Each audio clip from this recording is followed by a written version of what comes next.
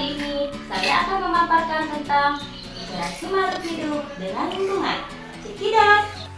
Sebelum mengetahui pengertian lingkungan, terlebih dahulu kita mengamati gambar berikut. Perhatikan gambar. Nah, apa saja yang terdapat pada gambar? Pada gambar menunjukkan suatu tempat di mana pada tempat tersebut terdapat air, udara, cahaya matahari, bunga, pepohonan, rumput, cacing, capung, katak, teratai, rusa, ikan, dan paku-pakuan. Berdasarkan pengamatan kita, maka kita bisa mengelompokkan berbagai benda menjadi dua kelompok. Yang pertama, kelompok benda tak hidup yang kita masukkan ke dalam komponen abiotik. Contohnya, air, udara, dan cahaya matahari. Kelompok yang kedua adalah kelompok makhluk hidup yang kita masukkan ke dalam komponen biotik. Contohnya tadi ada capung, ada katak, ada teratai, ada rusa, dan lain sebagainya.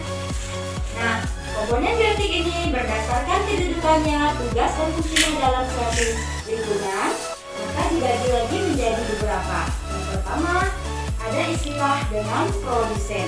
Artinya makhluk hidup yang bisa membuat makanan sendiri yang menggunakan cahaya matahari melalui proses fotosintesis. Contohnya tumbuhan, paku-pakuan, dan rumput. Kemudian yang kedua, ada yang disebut dengan konsumen atau disebut juga dengan makhluk hidup yang tidak bisa membuat makanan sendiri, memperoleh makanan dari produsen, atau istilah lainnya adalah makhluk hidup heterotrof. Contohnya tadi bisa mendapatkan makanan dari rumput, kemudian capung mendapatkan makanan dari bunga. Nah, selanjutnya yang ketiga adalah pengurai atau dekomposer.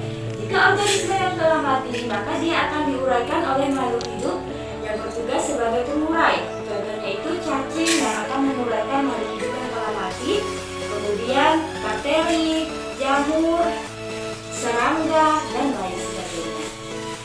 Nah, segala sesuatu yang berada di luar suatu individu, baik dia bersifat biotik maupun bersifat abiotik, yang akan mempengaruhi kehidupan suatu individu ini kita namakan dengan lingkungan.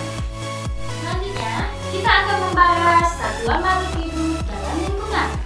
Perhatikan gambar. Gambar A menunjukkan adanya seekor burung, gambar B menunjukkan adanya seekor kucing. Nah, satuan makhluk hidup tunggal itu kita namakan dengan individu. Namun, individu ini di dalam suatu lingkungan dia tidak bisa hidup sendiri. Biasanya dia hidup bergerombol maupun berkelompok.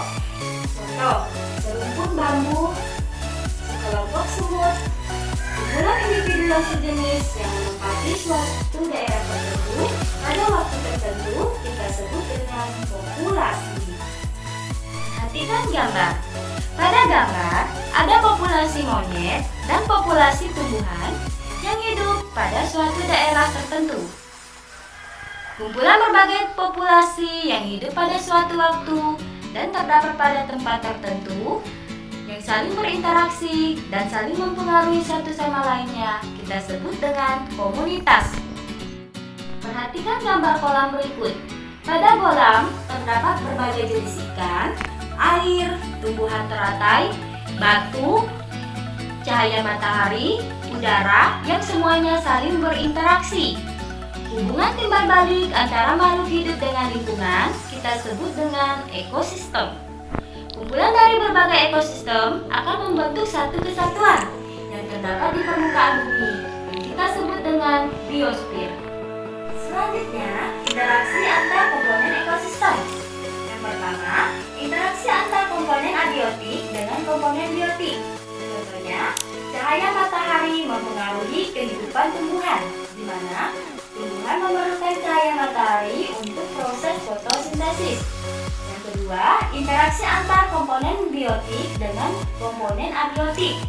Contohnya, keberadaan cacing tanah akan mempengaruhi kesuburan tanah. Yang ketiga, interaksi antar komponen biotik dengan komponen biotik. Di sini ada beberapa jenis. Yang pertama, ada yang dinamakan dengan simbiosis mutualisme. Contohnya, hubungan antara kupu-kupu dan bunga. Kupu-kupu mendapatkan madu dari bunga, sedangkan bunga mendapatkan keuntungan berupa proses penyerbukannya dibantu oleh kupu-kupu. Nah, hubungan timbal balik yang saling menguntungkan ini kita namakan dengan simbiosis mutualisme. Yang selanjutnya, hubungan antara bunga anggrek dan pohon. Bunga anggrek mendapatkan cahaya matahari dengan menempelnya di atas pohon, sedangkan pohon tidak merasa dirugikan. Hubungan semacam ini kita namakan dengan simbiosis komensalisme. Kemudian, ada hubungan antara nyamuk dan manusia. Nyamuk mendapatkan darah manusia dan manusia darahnya terhisap oleh nyamuk. Hubungan seperti ini dinamakan dengan parasitisme, di mana manusia dirugikan sedangkan nyamuk merasa diuntungkan. Selanjutnya, ada hubungan antara kucing dan ayam yang berada di suatu tempat. Mereka tidak saling mempengaruhi. Keberadaan kucing di situ tidak mempengaruhi oleh ayam, keberadaan ayam tidak akan mempengaruhi oleh kucing. Ini yang dinamakan dengan netralisme.